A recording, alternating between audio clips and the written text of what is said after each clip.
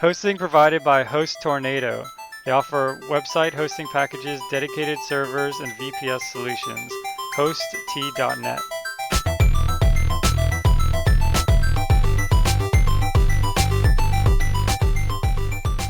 Programming Throwdown, episode number 8, Prolog. Take it away, Jason. So I got some good news and I got some bad news. That's the way they always come in pairs. Yeah, it's true. It's this dichotomy. The good news is I got a smartphone, so I entered the 21st century. Yeah, that's right. I went through this issue where it's like, oh, I want the iPhone, and it's like, oh, I'll wait for the next iPhone, and then oh, I'll wait for the next iPhone, and just in this just perpetual paralysis.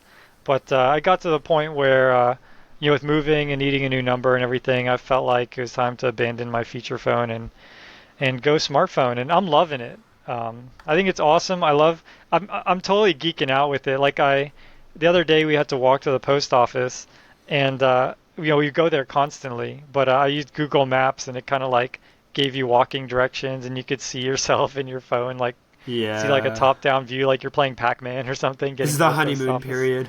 Yeah, that's right.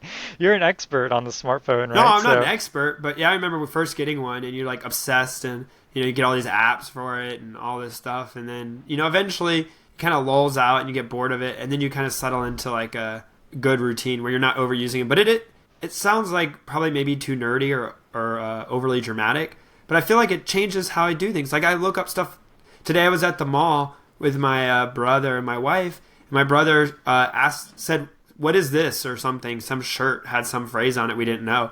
So I just looked it up. I'm like, not going to wait. I would have normally forgotten. Now I know what it means. It's useless, Yep. But... One cool thing we did, we were at Sports Authority, and we were looking at sport watches because we've been doing a lot of running lately. And so my wife and I, there was this one sports watch, and I took a picture of it with Google goggles, and found like it was cheaper at Kmart. Yeah, be careful of doing that. So I do this all the time. Amazon has a barcode scanning app, and it'll tell you the price on Amazon or anywhere else. And I got Amazon Prime, so I get free shipping always and 2 days. That's pretty good, right? So yeah, that's one thing. Sorry to interject, but if you're a high school or a college student and you have an EDU email address, you can get Amazon Prime for free. So definitely, you should do that. Also, I think caregivers like stay-at-home moms and some, I don't know, there's a bunch of people. I don't know how many stay-at-home moms we have listening to our podcast, but I don't know, hundreds, okay, thousands. But yeah, so you go to the store and you're like looking at something on Amazon. So that's great because you're like saving money, right? Like I'm just gonna order it on Amazon or even right from my phone and get it in 2 days, and that part's not bad. That's good. Okay. The bad part is sometimes you want to buy it or you need to buy it because you need it kind of right then for something, but you see the reviews, and if you look at the reviews for like half to 3/4 of stuff in the store, like going through Target or Walmart or Kmart or whatever, or like that watch, right? You scan it and you look at the reviews online, and you'll find out it's terrible, and then you won't buy it. And in the end, it wouldn't have. Well, maybe a watch is a bad example, but like a T-shirt, and it's like, oh, this T-shirt, starts to lose threads really fast. It's like you wouldn't normally care. But now because you see the reviews are 2 stars on Amazon, you don't buy it. Oh, I see what you're saying. I think that on the contra is the opposite is also true though. I noticed that like a lot of mom and pop restaurants that Same thing. they always say that like the ugliest looking mom and pop restaurants have the best food, but it's like at the same time it's like it's like you never know what you're gonna get, and you can't really sue them for millions if it's just a mom and pop restaurant. So they have less on the line than like a McDonald's or something, which has to cook your food right, But Yelp really helps there, or other apps, if you find a place that's rated really well or a place that's rated really poorly, it could really influence your judgment. Well, but it leads to the same analysis paralysis, because you'll be somewhere and there'll be no good reviewed restaurants around. So you won't, it's like, where do I go? There's nothing good. So you'll like drive really far to go somewhere that's good, even though it's really not that. I don't know. It's just about being unique, because people on Yelp, for instance, will pan a McDonald's or a Quiznos because it's a chain restaurant and they prefer independent restaurants over chain restaurants. Yep. On average. That's my opinion. I have no idea if that's true. Yeah, definitely. I think that there are what's the word? like Biases. there are yeah, exactly. There's an internal inherent bias to people on Yelp and on these sites, especially people that review them, not so much patrons. But I feel like as the barrier of entry to reviewing things goes down, like for example, you have your smartphone and it has a GPS, so it knows. So it could even just be smart enough to know you went in a restaurant and came out, and know that you were there for an hour and just say, hey, why don't you write a blurb about this restaurant? And as it becomes that easy, I think you'll get a more diverse population doing reviews. But as it is now, yeah, a lot of kind of hipster people who are really against the man and chain anything. A lot of those people are the ones doing the reviews. Yeah, I actually saw. So this is a really interesting thing too, and we didn't have this in our news, but it is interesting. So I'll talk about it now. Where they did a study saying people are really well. I guess it's kind of like people are really bad at predicting what they're going to want in the future. So they were taking for Netflix. If you ask people, like, you can build a queue in Netflix, and these are the movies I'm going to watch in the future, and you'll put like all these highbrow movies on, like artistic independent films. But then if it actually comes time to watch a movie, you watch like stupid, silly movies that you just want to watch to have a laugh and aren't serious and don't make you think. But in the future, you think you're going to be like a smarter person. You're going to read these fancy books and watch these, really intelligent movies, but you don't end up actually doing that. And it's the same thing I think happens on Yelp, where people want this idea of eating these nice restaurants all the time. But in reality, most people just end up going to McDonald's and Quiznos and Subway because you just want something what you're going to get. Yeah, because if you think about it, planning in general, like planning ahead and thinking about the future, is kind of hard. I mean, that requires like a lot of computation. That gets into the area of the brain that does like really hard, complex stuff. And so probably when you're in that mode, you're more apt to like look at something intellectual. But then the spur of the moment, like, oh, I want to watch a comedy, kicks in, like an interrupt or something. And so yeah, you're just not accounting for that. So welcome to the world of smartphones. That is good news. Maybe now you'll be able to respond to emails a little quicker and be pestered all the time with interruptions. Yeah, definitely. So you said you had some bad news too? It's been pretty awesome. Yeah, so the bad news... Am I going to cry? So I got they installed a bike rack in our complex, which I thought was great. And that's not bad news. I left my bike there, and after 2 days of leaving my bike there, it was stolen. Someone had cut the... Yeah, the bike rack was inside of our garage, which requires like a clicker to go in and out of. So our hypothesis is that somebody just kind of snuck in behind a car, and then, once you're inside, you can easily get out. So they just stuck in and took our bike. I bought one of those cheap chains that's just like several steel, threads that are kind of woven together, and so they just cut through that. Did you see it? Did it get picked, or did they just cut it? No, they cut it. Yeah, they cut through it. So, because I had it was a frayed end, on. They left the chain there. Well, that was nice of them. Yeah. So, it really sucks, but this actually brings up a really interesting point. See, I just bought the bike, and I paid with my credit card, and so most, just about any credit card out there has an automatic purchase protection insurance. It's free. You don't have to pay for it or sign up or anything. It doesn't cost any money or anything like that. And if something is lost or stolen or damaged within I think it's 100 days, your credit card company will actually reimburse you. So you can actually, you could buy, let's say we went and bought this watch and we paid with our credit card, and we throw the watch off a bridge. Well, be careful. I don't know if you actively throwing it away might change things. Yeah, I guess you can't be that bad. If it fell off and got crushed. Yeah, if it fell off your wrist off a bridge, or it get crushed under a car or something. Even though it's an accident, and even though it's technically, I guess it's nobody's fault. But I mean, the fact is, it's not the manufacturer's fault or anything like that. They'll still refund you the money. So I have another friend that this happened to. He bought an Xbox, and someone actually broke in his house and they stole his Xbox and his TV. But because he had bought the Xbox within 100 days, he got reimbursed for that. So if ever something like that happens, definitely take advantage of that. So at least check. It's worth checking then for sure. Yeah. I mean, we had to file a police report and a bunch of other things. So it's not just a what's the word? I guess it's not a panacea. It won't cure all of your problems. But yeah, it's not a free pass. That's right. Yeah, but it's definitely But something good to know so that you can check on it if it ever happens to you, which hopefully it yeah, doesn't. yeah, definitely keep that in mind. So I'm kind of glad that whoever had that intention was quick about it, because if they had waited another like month or so, then I wouldn't have been able to use this option.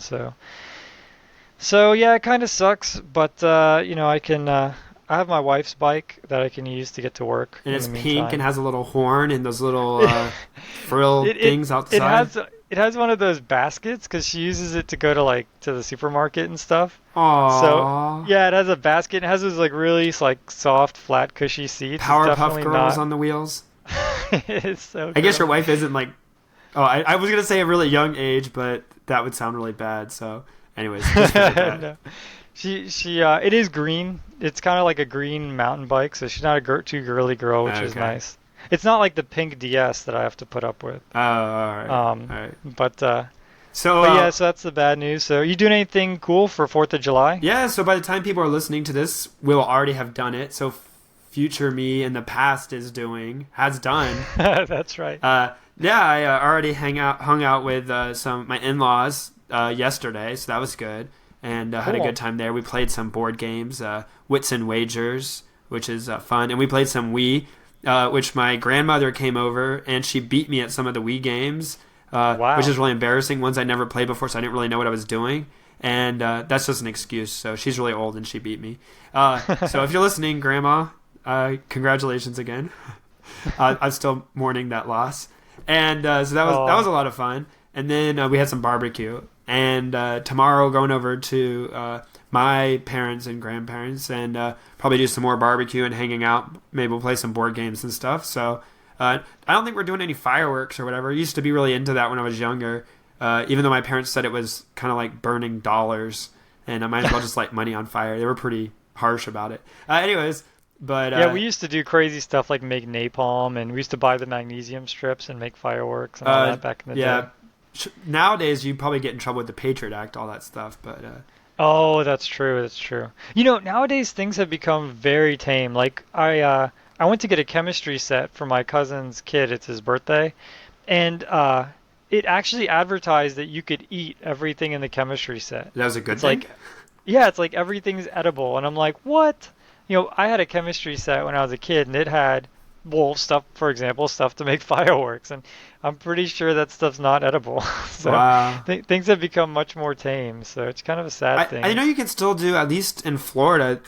They still have model rockets, so that's kind of cool. But Yeah, I know yeah, I that's think they quickly they kind have of that fading here. away too, which is kind of sad. Yeah, it's a shame. So what are you But doing? What are you doing for the weekend?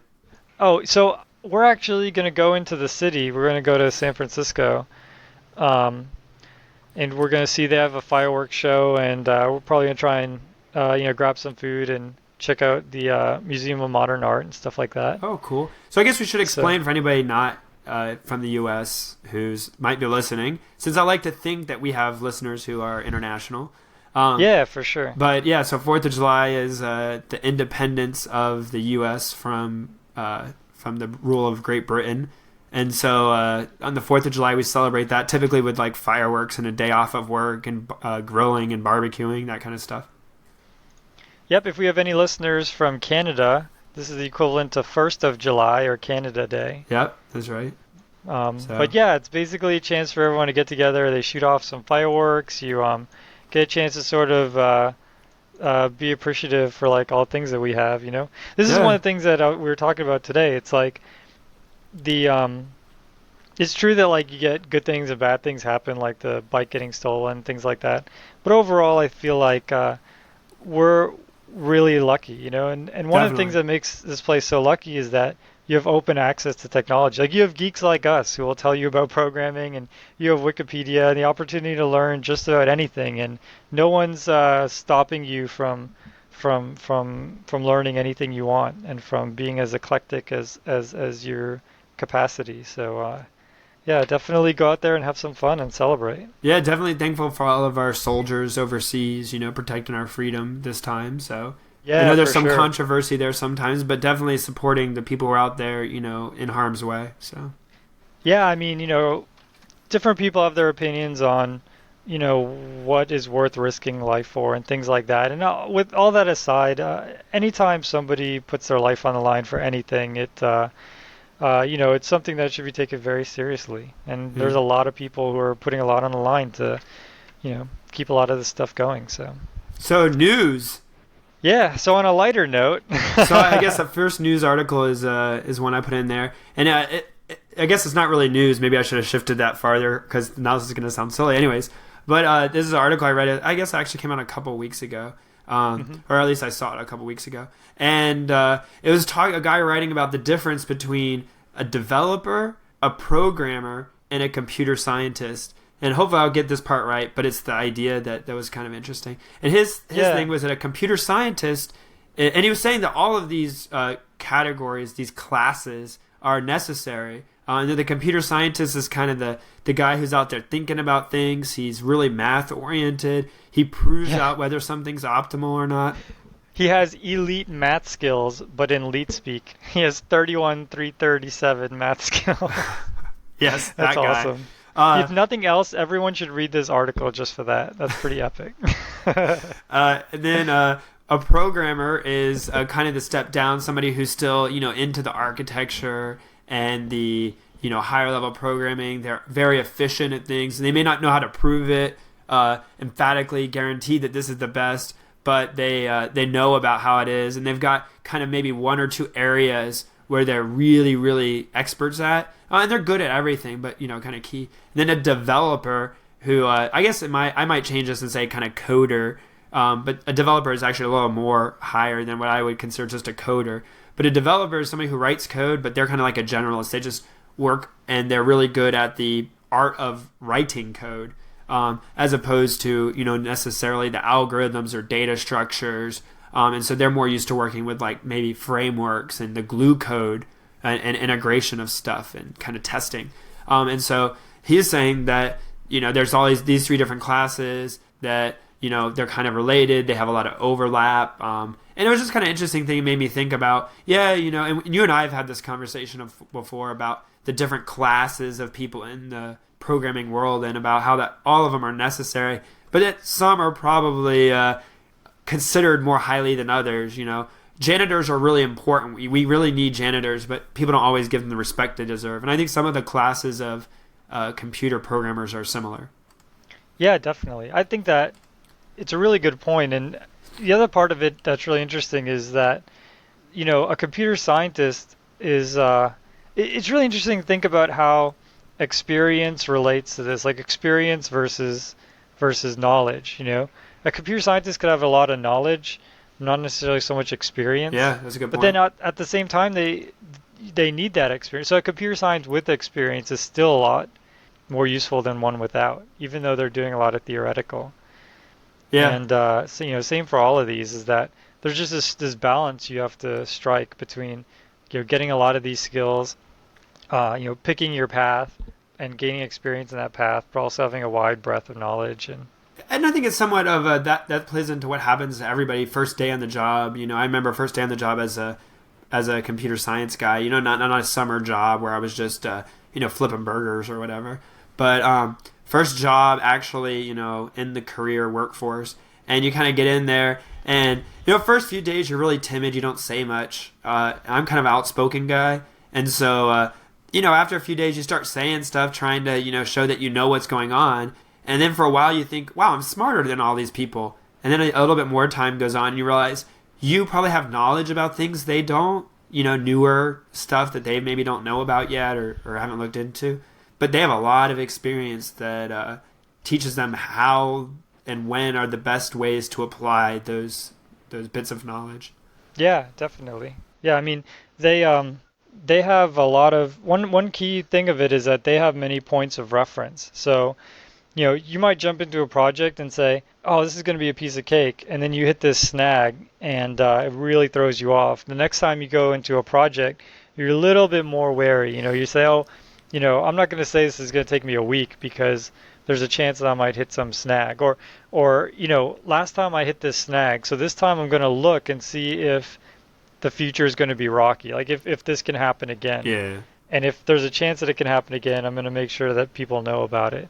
There are Yeah. things that you can only learn from learn the hard way, I guess.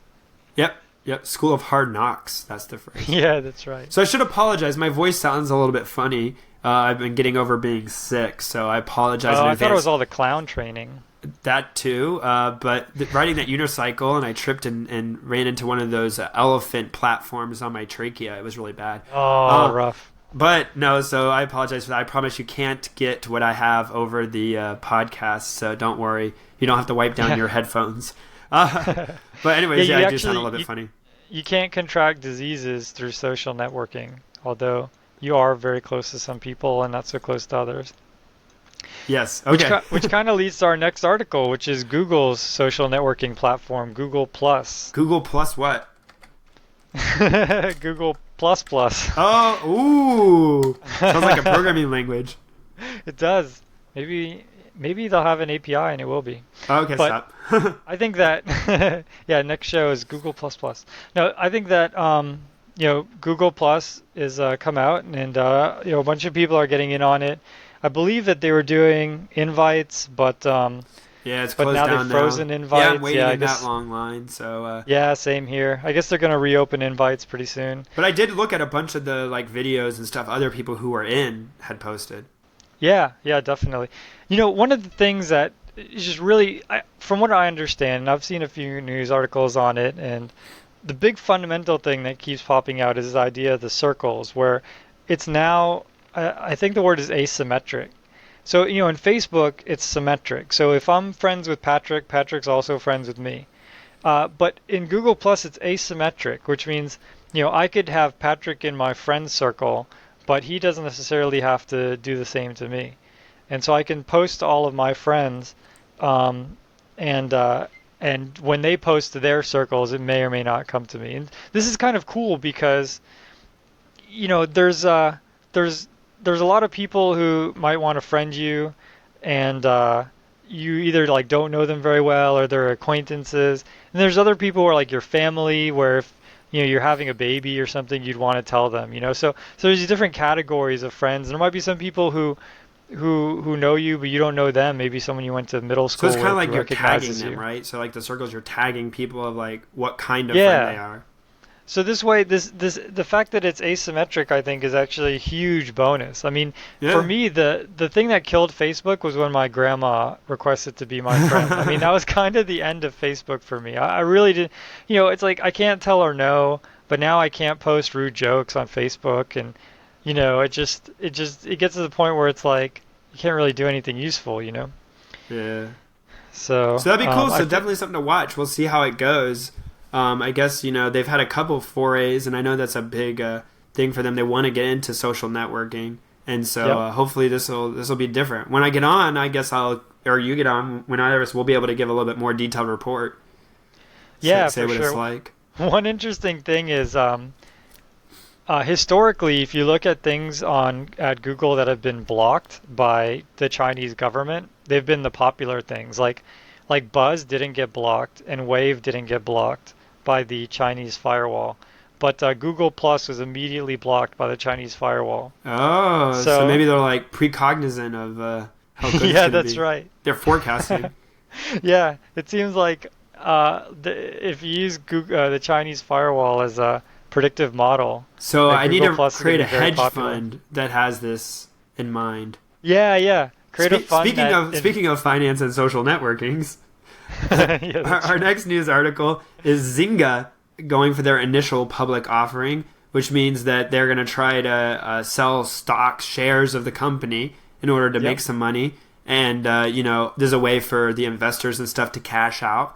But one of the interesting requirements that the United States has is that in order to be able to do this, in order to be able to sell publicly portions of your company, to do that, the people who regulate that, the Securities Exchange Commission, requires you to release information in a certain manner and in a certain way to basically protect the public to know what they're investing in and know that that's been, kind of regulated and checked. So people they can't lie about how much money they make or be completely secret about what they do. And so Zynga filing for their IPO means they had to release numbers about like how much money they make, where they make it, that kind of stuff. It doesn't mean they have to spill all of the details, but more details than they have previously. And so one thing that was learned is that they have a special contract in place with Facebook. Oh, so we should explain, I guess. Zynga is the company that does a lot of the social networking games on Facebook and other places. I think now they even do stuff not on Facebook, but like Farmville. I don't know what the other ones. I actually don't know that I play any Zynga games, but Yeah, I think they have one where like you build a city. I don't play any of them either, unfortunately, I but yeah, think they that have several. yeah, and I think they have like a poker playing one. They have a whole bunch, and their key is is to have it to where you do better in the game, or a portion of the game is getting other people involved. So like you and I both being like friends in the game means we both do better because of that, but it keeps us both playing the game. And then to do like progress faster, you can pay money to basically go faster, even though the game is free to play normally. Right. Yeah, it's actually really interesting. I was reading another article where they were discussing how they reported the income. And because apparently, like, they had to, because the Security Exchange Commission was kind of like, they have all these different, very segmented types of income. And they actually treated things you buy online, microtransactions, as actual things. So, for example, um, let's say you buy a tractor in Farmville. So they actually count that as a capital investment, as if the same as if you bought a tractor from Home Depot or something. So a capital investment versus you paying for a service. So for example, if you buy ads on Google Ads, that's a service. You're paying for them to show you these ads. But when you're buying a tractor, even though it's just ones and zeros, they're considering it a capital investment, and they've estimated how long people play on Zynga. The average user, I think they said, plays 18 months before stopping. Um, so yeah, I know, isn't that crazy? So they basically said they're leasing you a tractor for 18 months in game, but they're treating it as a real tractor on paper. Well, yeah, I And guess it's just there's obligations that come with that, right? Like they can't not have the server. Excuse me. They can't not have the server that has the tractor on it anymore.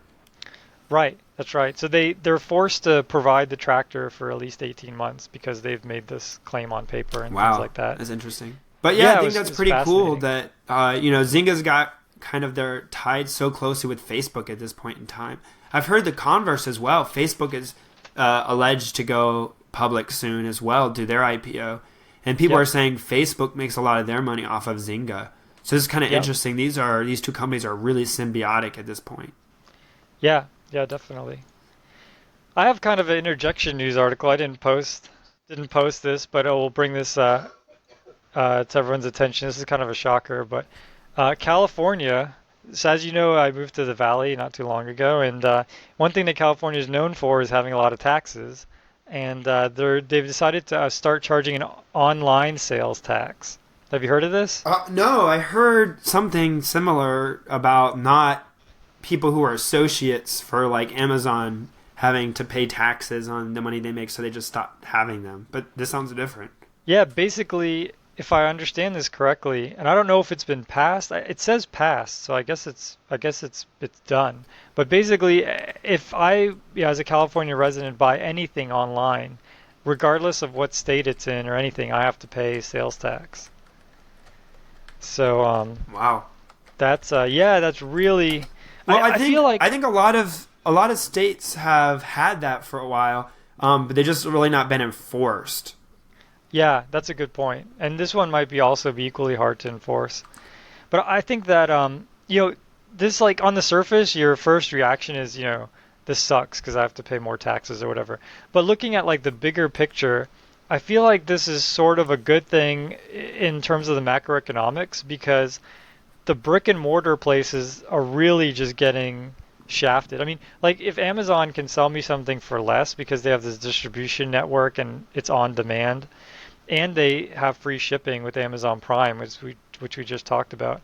There's not really any reason for these brick and mortar places to exist.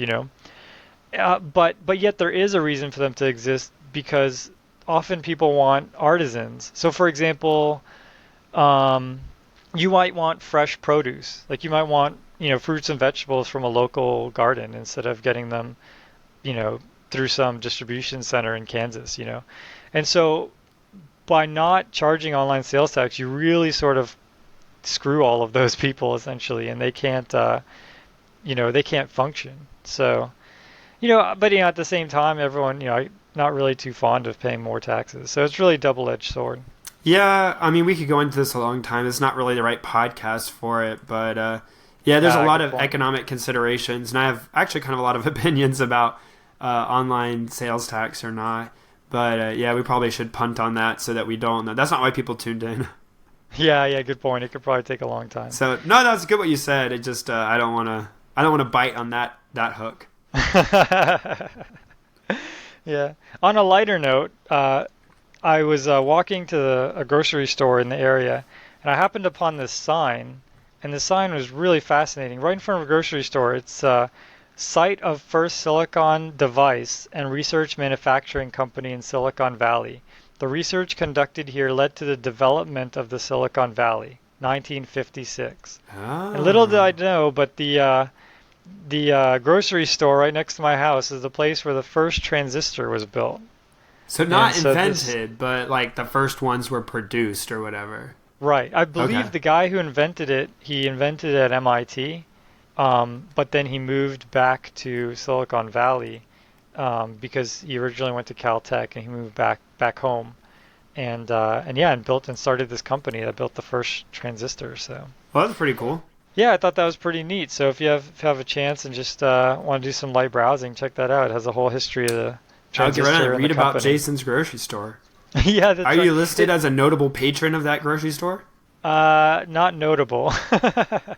Well, we should go add that. Yeah, we should. Co-host of Programming Throwdown is a regular Maybe visitor. I'll make my own sign and put it right next to that sign. Okay. It's time for the tool of the biweek.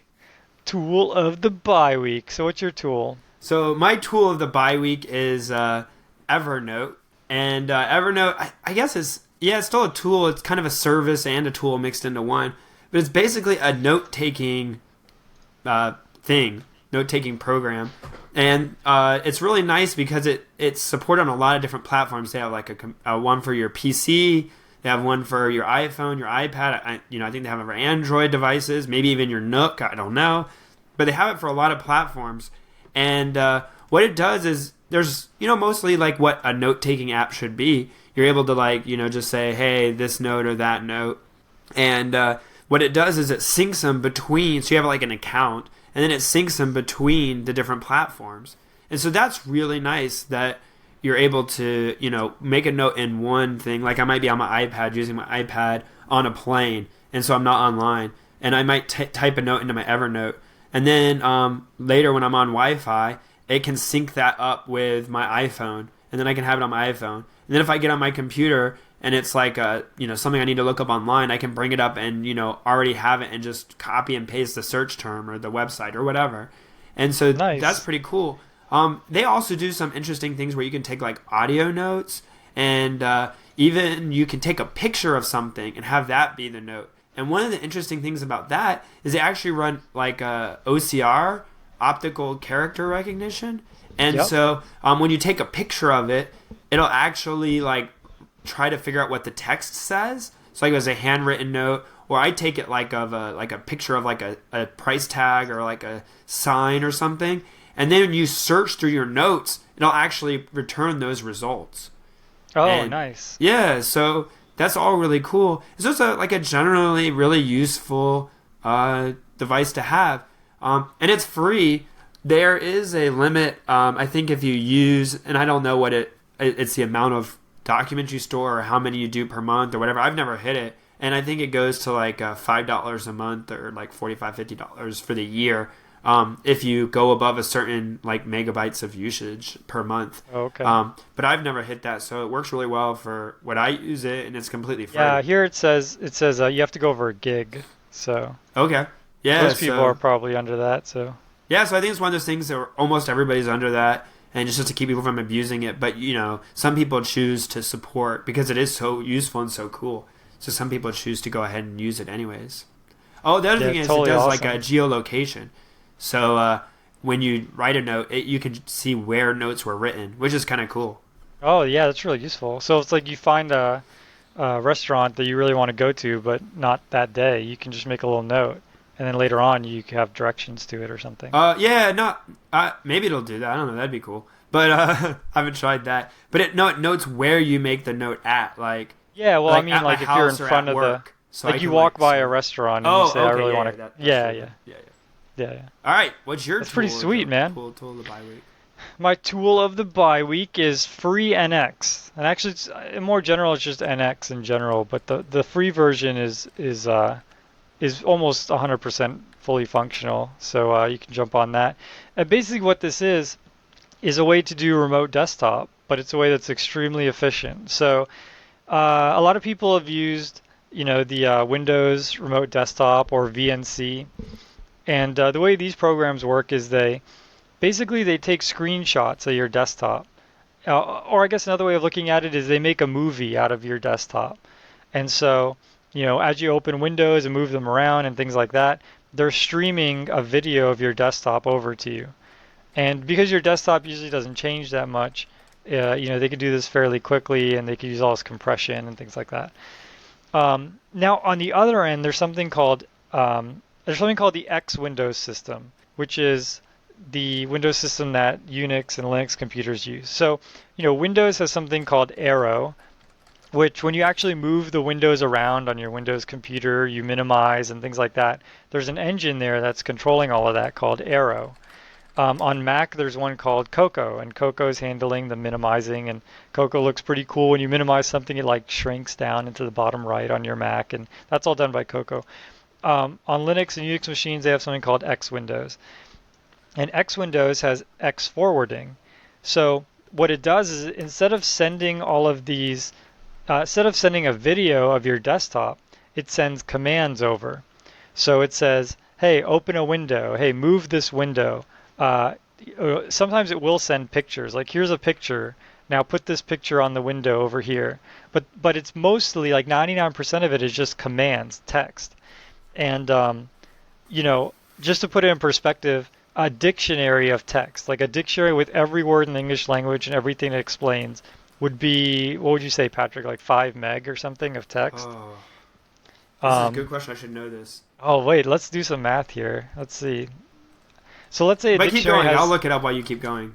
Yeah, let me just take a guess. Let's say a dictionary has 50,000 words in it, and each word has like 100 character definition. Then that's just 4 megs of text, right? So you can write a lot of text for 4 megs, versus 4 meg is just a handful of pictures. So X forwarding is much better than VNC or Windows Remote Desktop. But X forwarding has a number of flaws. It's very old technology, and it doesn't really support modern operating systems and modern with their fancy effects and things like that. So if you run X Windows, it's not going to look very sharp. It's going to look very dated. So this NX technology is a completely new protocol, and it's been implemented in every architecture. So to do X forwarding, you have to be on Mac or Linux. But to do NX, you can do NX on Windows. So it's completely cross-platform.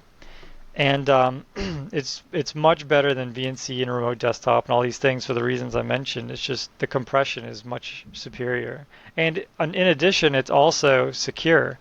It runs over SSH, which means that, for example, let's say you're using VNC or X forwarding or any of these, and you're using a browser inside of a remote desktop session. So you're at home, or you're at work, let's say, but you're logged into your computer at home, and you're using the internet there for some reason.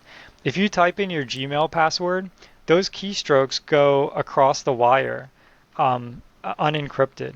So someone listening on the wire in between your work and your home, or someone on your Wi-Fi if you're at Starbucks or something, can just see your password in plain text. But if you're using NX, everything is encrypted, so they can't do anything like that. Well, there are a lot of ways to encrypt VNC as well, but the default configuration, yeah. Yeah, you can. We shouldn't allude that anybody using VNC is unsafe. I mean, there's a lot of ways to get around that. Right, and the same is true for X forwarding and remote desktop. So yeah, I guess that we should add that caveat. But with NX, it's built in. You don't have to do any tunneling or anything like that. It's built from the ground up to run over Yeah, so it looks like there's SSH. clients for almost everything, but it looks like the servers, so like what computer you're actually using, is restricted to Linux and Solaris. Oh, really? Is that am I? That's the Oh, website I'm on. you know what it is? This is correct. So FreeNX server is a Mac, Linux, or Solaris only. To use NX Server on Windows, you have to use the paid one. So Okay. basically, a bunch of nerds made a free version of NX called FreeNX, but they didn't make it for Windows. Oh, but if you get, okay, this is another thing. The people who make the paid version of NoNX, they have a free version as well, the NX Free Edition, and I believe they have a server for Windows maybe. And oh no, they don't either. Wow, that's All right. Well, surprising. but if it's for a computer that you have, you should check it out for sure. Yeah, this sounds Yeah, cool. definitely. I have to look Yeah, into I mean, this. if you're running OS X or Linux, and you want to, get at your computer across the network or something like And that, this so is it works definitely the really way to well. go. Not a lot of lag or anything. No, it works extremely well. It has a setting where you can sort of dial it down based on the amount of bandwidth that you have. Um, and I recommend, this is a good point, I actually recommend putting it on the middle setting. So even though, for example, going from my desktop to my server inside my own house, I had it on the max setting. And that wasn't a problem, but I noticed that if I put it on the third setting, the internet usage went down dramatically and it looks almost exactly the same. So I think on the highest setting, it's not even compressing the images, like it's just raw images. But in the middle, it uses like a lossless compression. So you really, have nothing to lose by going there. There are a Awesome. couple of threads talking about how there's no NX server on Windows. Okay, so maybe that part But wasn't completely correct, Jason. yeah, We'll have sorry to about print a that. retraction. Yeah, yeah. We actually said something wrong. This actually is extremely rare. We usually Oh, only whoa, say whoa, something whoa! wrong. I don't know. That's a bold statement, sir. I think this might be the first time. We Oh, should we should have a cake. we're gonna get hate mail. No, but it looks like I think some people are working on NX Server on Windows, but it doesn't look like it's there. But if you have a Linux server, and why don't you have a Linux server? You should definitely be running NX Server. If you're a guy who's been using X forwarding or VNC, definitely check this out. Yeah, very cool. I Yeah, think that's it. So is it time for Prolog? I think it's time for some Prolog. So Prolog is definitely a computer scientist's language. So No so what does developers or Prolog stand programmers for? here. You gotta start off. I Prolog, don't know. I think it stands for Programmable Logic, but Yeah, I I think don't that's think right. it, That's right. yeah, I don't think it actually, It doesn't you know, actually stand for anything. No, it yeah, stands I for don't, programming logic. yeah. But that's definitely what it is about. And so to talk about programming, or to talk about Prolog, we have to talk about predicate calculus, specifically first order predicate calculus and first order logic. Well, so So it's why going to why be, why did you say it okay. was a computer scientist program? Are you gonna tell us that? Yeah, yeah, definitely. It's We'll a get into bold that. statement. Oh, okay, all right. Yeah, this is so, this is going to be pretty geeked out, but we're going to, break it down and we're going to explain all the details. But first there's something called logic. And logic comes down to many different things, but two of those things are deductive and inductive reasoning. So, can you give me an example of inductive reasoning? So inductive reasoning is building up from something smaller, right? So like inductive reasoning would be like dogs have. Oh, that's a bad example. I'm trying to think of an example that's gonna Put always you in be the hot true seat. and not just in a restrained example. But I only go outside when it's raining. It's currently raining, so I go out. I only go outside when it's not raining. It's currently raining, so I won't go outside. Did I get it Yeah, right? kind of. That's kind Okay, of. So, that's a bad example. Do you have a better one? yeah. So, for example, inductive reasoning is essentially guessing. So let's say for example, okay, I live in Silicon Valley, and it's the it rains like zero point 0.1 centimeter for the entire month of July. Like it never rains in July statistically.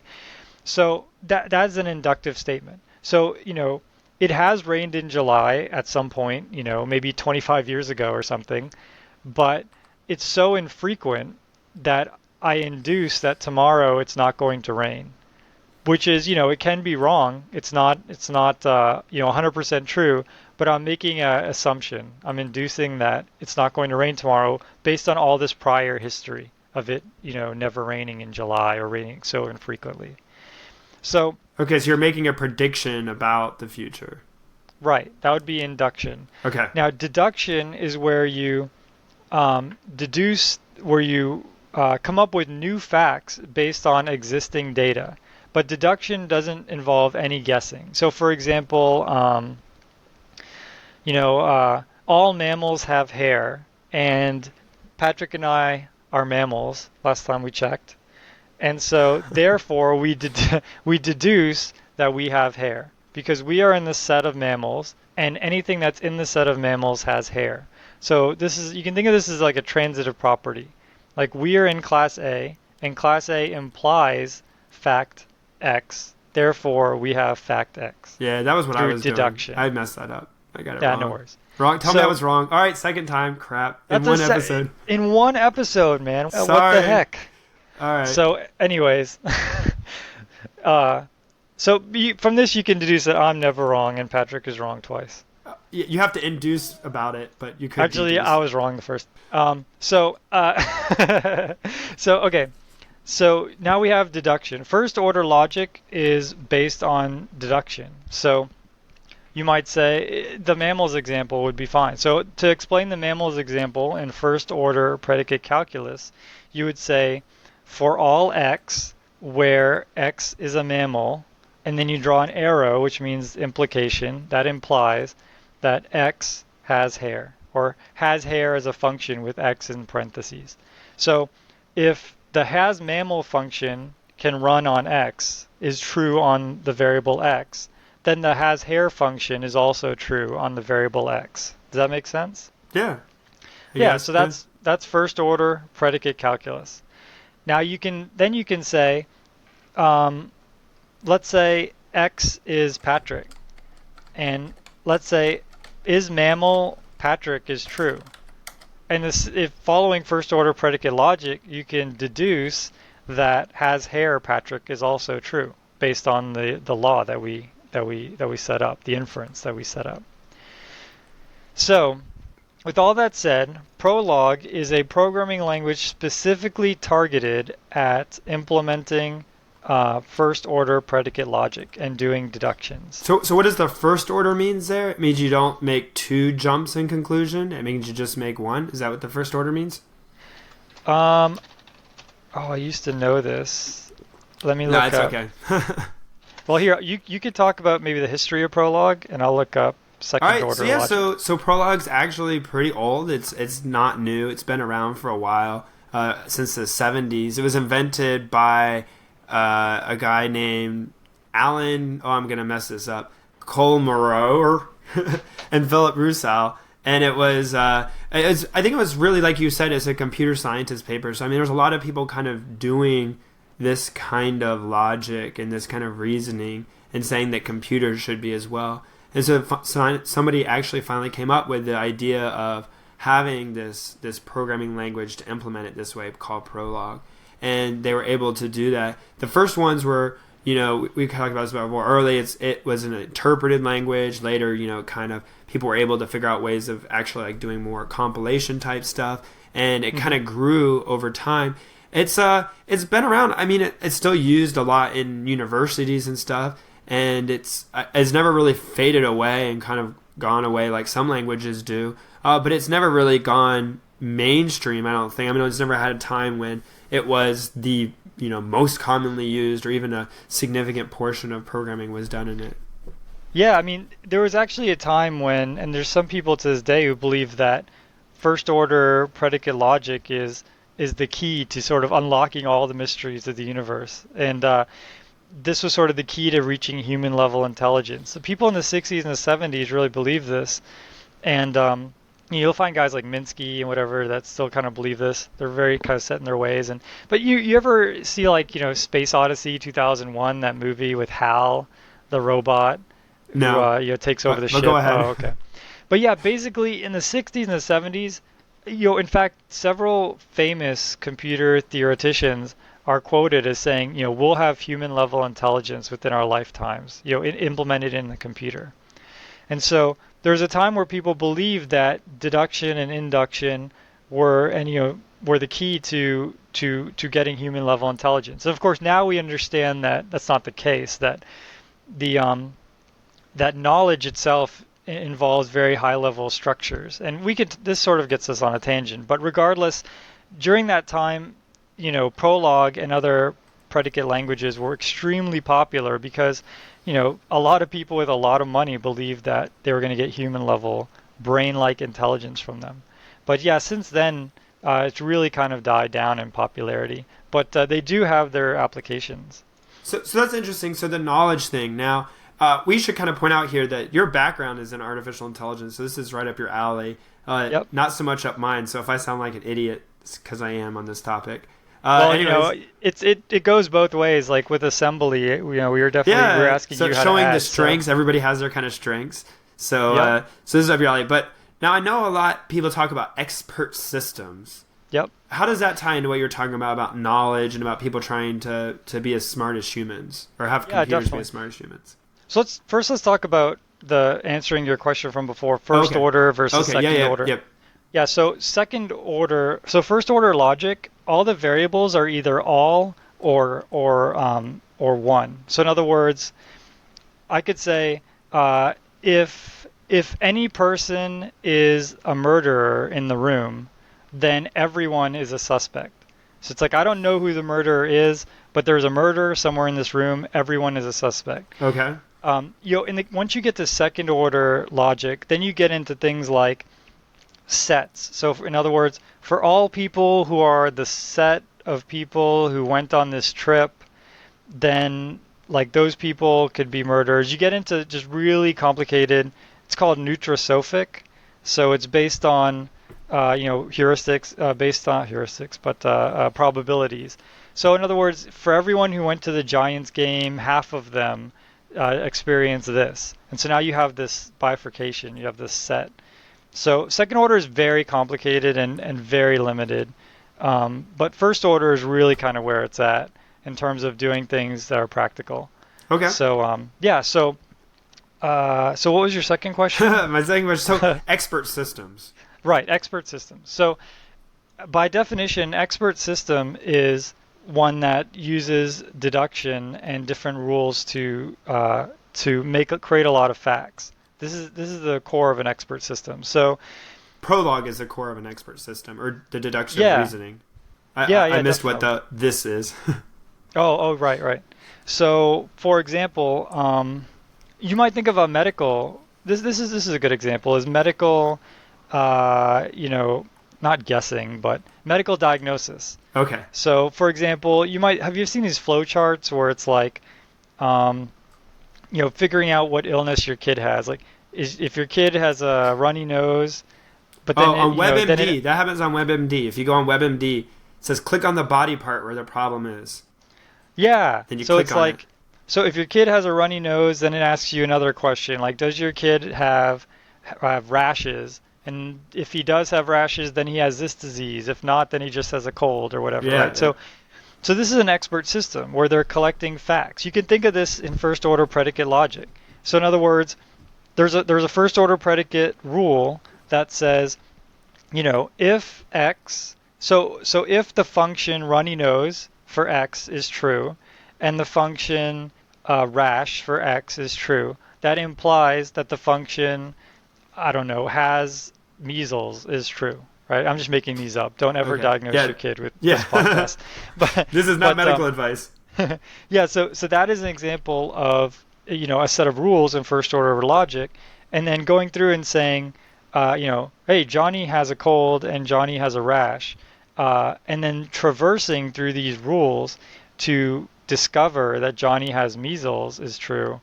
That is an expert system. Okay. Now, there's two ways to implement an expert system. One is through forward chaining and one is through backward chaining. And so we'll talk about both of these. Backward chaining starts at all of the goals and goes backwards. So for example, going back to let's start with forward chaining because that's easier. So with forward chaining, you would take, let's say, let's make this a little bit more complicated.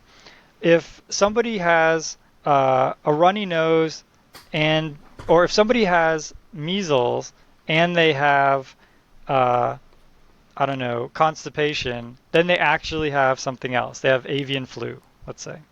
So you put in the facts, Johnny has measles, he has constipation, or no, sorry, Johnny has a runny nose, he has, what was the other thing for measles? Oh, he has a runny nose, he has a rash, and he has constipation. Those are the three facts that you put into this WebMD, this expert system.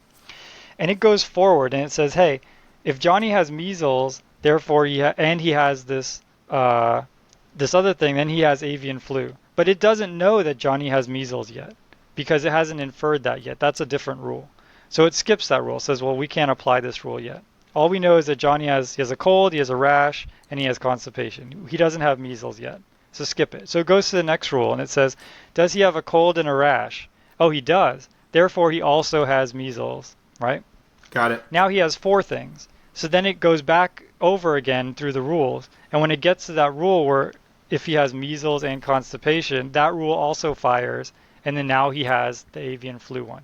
So that's forward chaining, where you're taking your facts and you're finding how many of the rules fit, creating new facts based on those rules, and then just repeating this process.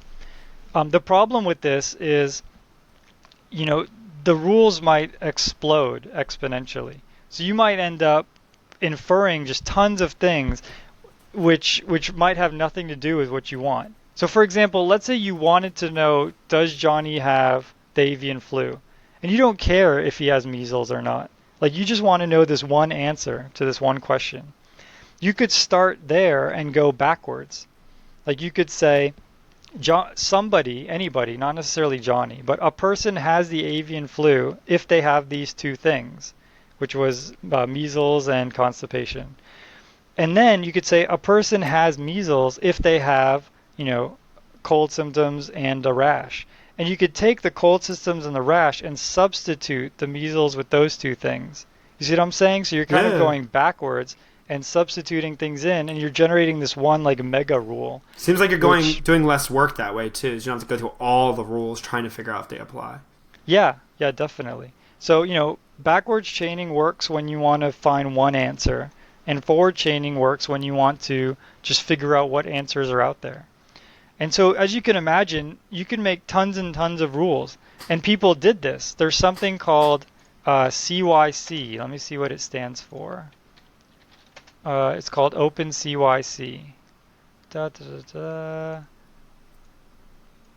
It's just called CYC technology. Anyways, basically what they did was they generated tons and tons of rules. And you can go to opencyc.org and you can actually download the rule database. And these people actually got experts in every single discipline and generated millions and millions of rules. I mean, this was in the 60s and the 70s when people thought that they were going to end up with a brain when they finished this project. And so literally, like, they called ballerinas, famous ballerinas, and they said, give us facts about ballerinas. And they would say, well, ballerinas have strong feet and strong legs. Ballerinas can jump high. They just kept loading the system full of facts. And then it's almost like if you've ever read Hitchhiker's Guide to the Galaxy, right? They just load the system full of facts. And then the expectation is you can say, should we increase the taxes? Or should my wife and I have another child? And it will somehow use all of these facts and infer, well, based on ballerinas and everything else, you shouldn't have a child or something like that. So I take it this didn't work out so well because I've never seen one of these machines down at the store where I can buy one or use it. Yeah, exactly. It turns out that, as Patrick said, I've, versed history in AI, but to keep it short, basically predicate logic and rules like these are not the way that knowledge is stored in your brain. It's much less opaque, right? I mean, think of like a floor, like when you do navigation around your house or your office or things like that, you don't have a floor plan. Like you don't really know the thickness of the walls in your house if you think about it, or the distance, from the wall in your bedroom to whatever room is on the other side, the thickness of that, the distance of that between those two 18 feet walls. 6 inches. 18, that's a pretty thick wall, man. You should have another room there. But yeah, you don't know this, right? So it's the way that you navigate in your house is much cloudier than that, and it doesn't really use rules. So You don't yeah, know in needless to advance say, what you want to know. well, You that's find it. another thing, true, right? That's another thing is that you have to sort of learn on the fly, and you're constantly generating these rules and tearing some down, and using second order logic. Some of the rules, might exist, but you're not sure. So in other words, if you see a ball falling to the ground and it looks shiny and has that kind of like marble-ish texture, you're pretty sure it's a bowling ball and it's going to go wham when it hits on the ground. But if you see a ball that's around the same size but it has bumps on it and lines like a basketball, you kind of think that it's going to bounce. And if basketballs didn't bounce, over time they would train you to think the opposite, right? So you're constantly building these models that are based on statistics, not based on logic. Mm. But nonetheless, Prolog is still extremely useful for building these logic-based systems because you think about it, the thing that it's doing is it's searching through all these rules. It has a bunch of facts, and you could think of the facts kind of like searching through the facts, kind of like searching through anything, the internet, or searching through doing pathfinding. It all comes down to sort of exploring your options and finding out what the future is like and what other options are out there. And Prolog has a sort of a built-in search engine that is extremely, extremely optimized. So because So of that, it is very useful. So it sounds like there's almost two phases here. I guess it's a little bit different than most programming, but you got one where you're kind of building up these statements, these truths, this knowledge, and another one where you're querying it for something. Yeah, exactly. That's a huge part of it. So, Prolog is it's all about, generating the Prolog files with all of your facts and your inferences, and then, as you said, going through later and saying, I'm going to give you. So, you have essentially one thing that makes Prolog confusing to new people is that it doesn't differentiate sort of these permanent facts like, if all mammals have hair and things like that from different statements that you make on the fly, like Patrick is a mammal or something. Like Patrick is a mammal is only useful for that instance where you're talking about Patrick. Once you're talking about John, the stuff about Patrick doesn't really matter. And so that's sort of the key to all of this. And that's something that Prolog doesn't quite handle that well, which makes it hard to use. But it's definitely an important part of it. And one thing that's important to note of Prolog is it's Turing complete. So I don't know if we really talked about. Have we mentioned Turing complete? Yeah, I don't know. We might need to save that for another because that could bear a whole lot of discussion. Yeah, that really gets into. But let's suffice it to say. You can write any program that's writable in Prolog. Exactly. So, and but that's it makes true no of, statement to how hard or easy it is to write it, or how long or fast or slow it might be. That's right. That's right. So, you can actually implement sorting. You can do file I/O. You can do anything in Prolog that you can do in another language, but keep in mind that it's geared to doing this first order predicate logic. This gets into something a little interesting, which is the idea of bindings. And we haven't talked about this either, but I'll just mention it briefly. Many languages have bindings for other languages. And so what that means is, let's say I'm writing some kind of application to do an expert system. Like this WebMD is a perfect example. So, the expert system part where I collect the facts of the patients and I make inferences of whatever, ailments they might have. You want that to be done in Prolog because you don't want to have to write your own expert system in C or C++ or Java. Prolog does it way better than any of us could ever do it. But at the same time, you're writing an application for the web. So, it's going to be done in JavaScript or on the back end in a web server like Python or C++. So Prolog has what's called bindings where you can create a Prolog environment and run Prolog functions from inside of another language. And many languages have bindings for other languages. You can write C code inside of Java. You can do there's something called Swig, which takes C or C++ code and generates bindings for something like 20 or 30 different languages. Yeah, we've talked Um, about this a little bit. I don't know if we ever said specifically it's called binding, but we've talked about in other languages how easy it is to use them inside of yeah, different ones. Yeah. yeah, definitely. And Prolog is definitely easy to use. In fact, someone has implemented a Prolog interpreter in Python, so you don't even have to use the binding. It's just the interpreter's right there. So is Prolog interpreted or compiled? Yeah, so Prolog is interpreted. There are different sort of tricks you can use to sort of pre-compute things, and there's this thing called a cut that you can use, which gets into more advanced aspects of Prolog and sort of adds more sort of, I guess, pre-processing. But yeah, at the heart, it's definitely an interpreted language. And if you think about it, the Prolog is okay. So we talked about MATLAB and how when you're using MATLAB, you might have an operation that says add these two arrays. And that's actually millions of C++ or C, millions of assembly instructions, right? But it's all just one line of MATLAB. Prolog is much the same way, where you're writing these facts, and then you just say one line, like, do I have measles or something? And Prolog's doing all this stuff behind the scenes in C or C++, or as I said, Python has a version. So it could be interpreted without really any penalty because there aren't many instructions. So are most of the interpreters commercial or open source or? Yeah, so there is GNU Prolog, which is an open source version of Prolog. There is SWI Prolog, which is by far the most popular. That one isn't open source, but it's extremely fast. The resolution engine is just insanely fast for that one, highly optimized. I think are there any more that you can think of? Mm-hmm. There's JI Prolog.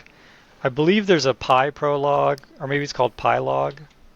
Let me look it up, just so we don't make our third mistake. It's Oh, okay. it's actually called Pythologic. But yeah, that's a module for Python that gives you the Prolog interpreter.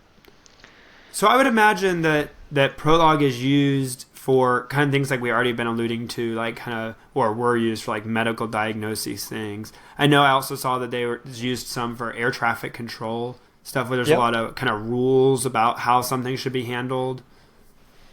Yeah, definitely. I mean, anytime you have a bank of rules, I know that at university we actually developed a Prolog theory creator. And so this is really interesting. We input a bunch of theories and observations that were known to be true, and then it automatically just used its deduction engine to come up with new theories. So, I'm just making this up, but if you know that, uh, like I don't know, all graphs, with this many vertices also have this other property, and graphs with this third property have X vertices. Therefore, graphs with this property have that property. Just things like that. And it actually came up with just hundreds of new theories. And it was really, really interesting. And papers were published and things like that. And so you feel a little guilty publishing a paper with a theory that you wrote a program to create. But then on the other hand, we published like tons of theories with one paper. So we felt like it was justified. Yeah, But yeah, it's pretty Prolog was popular in Asia, right? Yeah, Prolog took off big time in Asia. It's actually still pretty popular. But other than that, here in the US, it's mainly just people use it for geeking out. It was used to create Erlang. So Okay, programming yeah, we talked language about Erlang inventors. before. Yep, programming language inventors like Python. Like Prolog. Okay. Again, the key strength of Prolog is that it has this inference engine that does all this deduction. So, and it has it, extremely optimized. So, one thing, you can think of this in terms of numbers. It doesn't have to be facts. So, for example, let's say navigating a maze. You might say, if you are in this spot of the maze, then you're one square away from, any adjacent spot that you can get to. That's not, blocked by a wall. So you can just fill in these rules. You can even write another program that generates the rules, that looks at the maze and generates all the rules for all the adjacent tiles in your maze. And then you can just say, I am in this square. Is it possible for me to be at the finish line? That's actually another thing that we should mention, is Prolog doesn't just give you yes or no answers, but it also will tell you how it gets there. So going back to like the measles example, you could say, do I have avian flu? And it says yes. But then you can also say, well, how is that possible? Here are my symptoms. How did you figure it out? And it'll say, oh, well, I followed this rule and I followed that rule and I followed this rule and then I deduced this. So you can use that trail that it left behind to sort of navigate a maze or to do robot control or many other tasks. Yeah, people. I remember doing somebody they did a Sudoku solver in Prolog that way. Yep. So all the rules about how to figure out the next number in a Sudoku puzzle. Yeah, I mean Sudoku is perfect for this, right? Because you have different facts. Like if I have a 1 in this row, then I don't have a 1 anywhere else in the same row.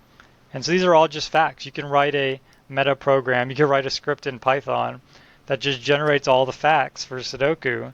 Generates all the inferences for Sudoku, and then give it the facts, which are the numbers that already exist in the puzzle, and tell it to go, and it will very quickly generate the solution. That's the big thing I want people to get out of this, is you can write your own, inference engine very quickly. You can just say, here's all my facts. Let me just go through all the rules, find out which ones are true, and then go through all the rules again. You can do that, but it will take a very, very long time. And I don't want to get into the specifics because it gets really complicated, but basically the Prolog guys have made this extremely, extremely fast. And, their program, if you write it in Prolog versus make your own, dumb inference engine that just looks at all the rules, it will just run, I don't even know, thousands of times faster.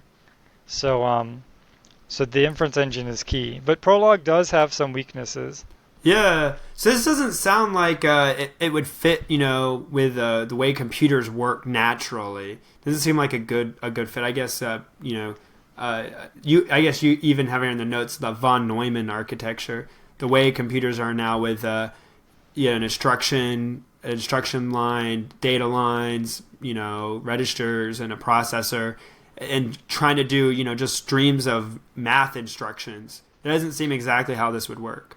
Yeah, that's so true. I mean, look at, the example we gave where you want to check all these rules. Ideally, what you'd want is to just check all the rules at the same time. Like, you don't have to go one rule at a time. You can just say, look, here are all my facts. I want to check every single rule and find out which of these are true. But I don't have to check them in any order. I just want to check all of them. And then now I have a new set of facts. Now I want to just check all the rules again. So you think about your brain again. Your brain is completely decentralized. So in other words, all of the neurons in your brain are all acting independently of each other. And the fact that, you only consciously think of one thing at a time or a handful of things at a time is just because those sets of neurons are sort of dominating. But in the background, in your subconscious, you're thinking of just hundreds, thousands, millions of other things. And you're building up millions of inferences. Everything you do is adding more to this massive, massive inference engine that you have. And everything you see. So this doesn't really fit, right? The way computers work now, they execute one instruction at a time. We talked in the assembly podcast about, cache and registers and things like that. And the computer can only hold at the core 16, 32 numbers at a time, and it can only operate on several of those and only do one instruction at a time. So this sort of makes makes Prolog extremely slow. So this goes against the nature of Prolog, which is that you have just all these rules and that the order doesn't matter. Yeah. So if you could implement Prolog on a brain, it would probably run much faster. But given that computers are the way they are, it just doesn't really fit. The language doesn't really fit with the environment that you're programming in. Yeah, it seems like it'd be hard. Like I can't imagine trying to write a GUI in Prolog. Oh yeah, I mean anything that requires you to do things in sequence sort of just is going against the nature of the inference engine. Like the inference engine wants to search and it wants to search everything. And if you want to have a certain recipe, like let's say you want to take a number, add 10, then divide by 2 and then square it. Well, then you need to create an inference for each of those. You need to say, okay, here's this number and it's in stage 1. And if a number is in stage 1, then you add 10 to it. Or if a number is in stage 1 and you add 10 to it, now it's in stage 2. But it's going to be looking at the stage 3 and stage 4 rules when it implements that one to see if there's anything else that matches. That's not going to be efficient. Yeah, it's going to run extremely slow. It just cannot do things in sequence because of its nature. And so, yeah, I mean, a GUI or, anything that's like time-based or any type of like matrix math or anything like that is just going to be just brutally slow in Prolog. Yeah, and I guess that's not really a weakness. That's just not what it's used for. I mean, right? A weakness. Yeah. We're stretching a little here, maybe to say what weaknesses are for those, but that's okay. Yeah, that's true. I guess to be more broad, the weakness of Prolog is just that it has very specific applications. Yeah, that's right. It's very specific purpose. Yeah, that's right. And that and even in that purpose, though, it tends to be slower than maybe desirable. Yeah, I would agree with that. Yeah, I mean, in many of the expert systems, something like Prolog is almost overkill. Like the WebMD. How many rules do they really have? I mean, let's say they have 638. Seriously? Oh, you make. I was like, man, Patrick's foo is incredibly strong. His Google foo is epic. Let's say they have 638,000 rules, right? Now you're starting to approach a space where Prolog is starting to become useful, but most systems you can just, implement it in C++, or, they have different inference engines now in many languages, and so Prolog is, I would say the applications are just too specific. Like you really, other than geeking out or unless you're really concerned about speed and you have just tons of rules, Prolog really has very limited use. But with that said, it is extremely important to learn Prolog because just understanding, predicate logic, why it's important, and just, if nothing else, to understand, people like the smartest people in the world 30 years ago, 40 years ago, thought that Prolog would create a human brain. And just let that detonate in your mind for a second. People, Minsky and all of these guys thought that Prolog was going to get human level intelligence. And I think just accepting that was the state of things and just knowing that, I think is important. Yeah. Well, I certainly learned a lot. I mean, I didn't know a lot of this stuff before. And I'm going to go write up a bunch of rules and ask the Prolog what the purpose of the universe is. That's right. 42. Yeah. I think I messed that quote up a little, didn't I? No, I think you got it right. What's the meaning of life, the universe, and everything in it? Yeah, that's right. There we go. We'll get it right. 42. Okay, anyways, that was geeky. You got any wrap-up notes? Thank you for everybody who's been, rating us in iTunes and writing reviews, and we've gotten a couple more emails, so thank you for all of those. Continue to do that. If you want to send us an email, programmingthrowdown, one word, @gmail.com. You can check out our website at programmingthrowdown.blogspot.com. I know most people seem to be getting this through iTunes. But we do post show notes there, links to the articles we talk about. Not as exhaustive as could be, but can also write comments about an individual show. Yeah, definitely. I think that, once we get our invites for Google Plus, we can we'll have a Google Plus. We'll put Programming Throwdown on Google Plus, and you can add it to your circle, and we'll post on, upcoming shows and let you know. Some people didn't know we were out for about 3 weeks when we usually do a show bi-weekly. Yeah. Because we were both going through moving and being sick and things like that, and so the blog sort of keeps people up to date, and also is a way for people to sort of tell us sort of what they want to hear. So we got some feedback for different things. Some people want to talk about games, want to talk about different platforms, and I think we should kind of we might start doing at the beginning of the show, right after the news, talk about a certain aspect like games or like frameworks or something like Okay. that. So yeah, we might tackle Yeah, something like I think that we'll in the probably future. think about a little shakeup of the format. Yeah, if you have any suggestions, definitely let us know. If you think that we should cut the news a little short and talk about a specific topic that you have interest in or want to know more about. Patrick and I are pretty eclectic when it comes to programming stuff. We've done just about everything between the two of us, so we could definitely talk about just about anything. So All right. Well, I think that's it. yeah, All right. so Till next time, guys. yeah, have fun with Prolog. The intro music is AXO by Binar Pilot. Programming Throwdown is distributed under a Creative Commons Attribution Share Alike 2.0 license. You're free to share, copy, distribute, transmit the work, to remix and adapt the work, but you must provide attribution to Patrick and I, and share alike in kind.